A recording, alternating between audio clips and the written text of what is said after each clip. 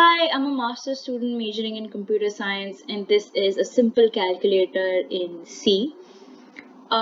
This is a code that I have developed, and yeah, there are multiple other ways of doing this, but this is the one that I have stuck with. So it's fairly simple to create a simple calculator in C. And the question that was given to me was to display a menu.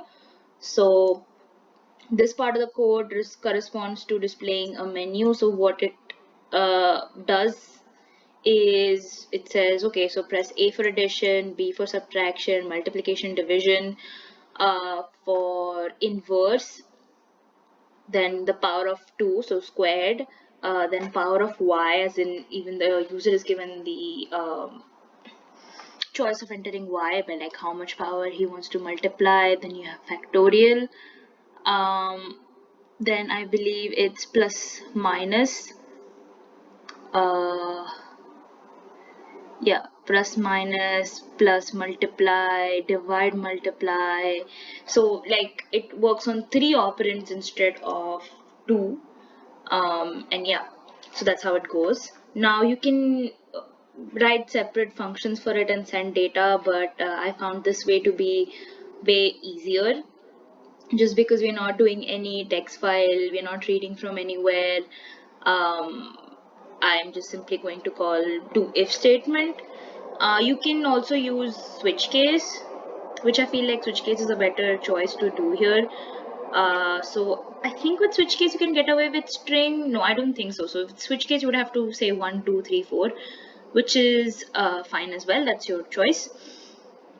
So what I have done here is I'm using Studio, STDIO, standard input output. I just like to call it Studio, and math.h for power. And everything else is simple. I'm just using one character I for getting A, B, C, D. Then have float n1, n2, n3. So you can use integer, but I feel like if you are doing division or, well, actually, yeah, division, then it's better to have float, and you have your output also as float. You can club this into one sentence, that is also fine. You can give meaningful variables, that is true. Then we come to this part of the code. It asks the user what operation you want to perform, and we get the input.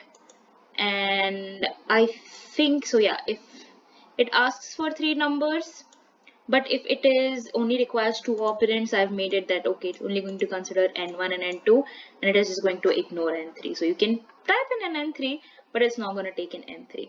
So like this one inverse, it only requires 1 operand, so it's going to ignore n2 and n3.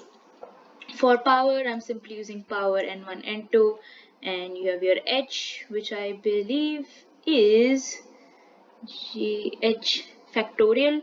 So I'm using t gamma n1 plus 1 for finding out the factorial. Others all is pretty simple. So yeah, this is the 3 operand one where it multiplies and then divides. And if any other alphabet but A through N is typed, it goes to the default case, which is invalid operation.